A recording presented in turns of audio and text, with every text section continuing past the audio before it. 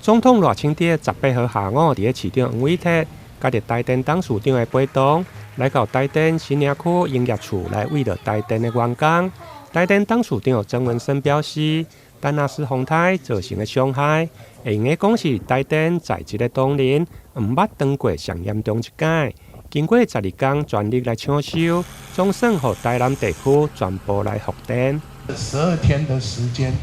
动员了所有的同仁，到目前为止，台南市已经所有恢复供电。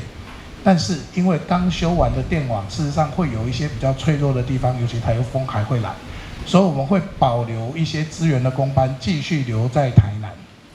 协助台南跟新营2个区处做后续的复原工作。那尤其是接下来周末这个台风如果影响到嘉南地区，我们还会持续动员工班来将整个供电的复原工作持续做好。经过12天无眠无日的抢修，现场的工班嘛分享抢修过程的心得。对一开始居民的谩骂，到后来对台电人员的感谢，其中上唔甘的，就是抢修人员牺牲着甲厝内人陪伴的时间。剩的2个查囝，真侪工啊，拢无看。真正感觉真委屈。啊，毋过呢，伫我抢修了，送电成功完成，百姓、咱的民众拢有电啊。咱看到咱的大人囡仔满面的笑容，我感觉我一切努力，拢感觉做有价值的。希望能够在这次的台风，让大家知道我们的辛苦之后，能够提升我们的薪资待遇也好，人力机具或者是施工设备。甚至于说遇到人身事故的时候，能够让家庭没有后顾之忧。最后，也感谢各位，希望大家能让我们这群在黑暗中带来光明的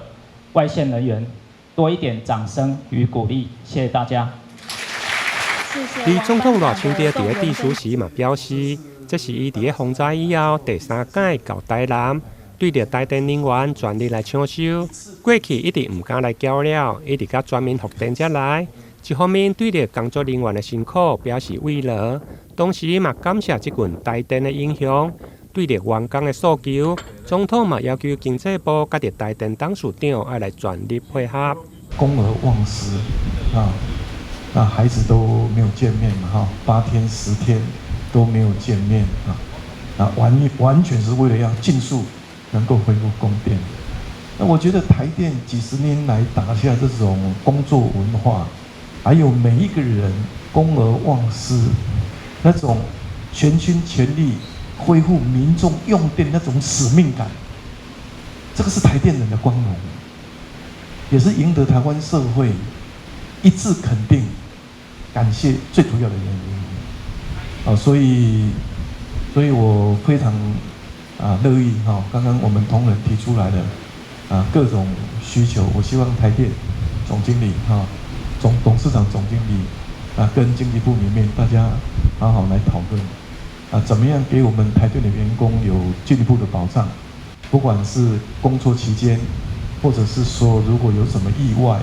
怎么样来保障他们。那么甚至于我们的台电的这一个基础设施，怎么样来提升、更新，然后能够更加的进步。现场赖总统除了颁发台电甘颁的英武勋章，并分别签下台电英雄公民大赛、甲着披风超人邓宇哦，并致赠加菜金，表扬并感谢抢修人员的辛苦。台南新闻联跟采访报道。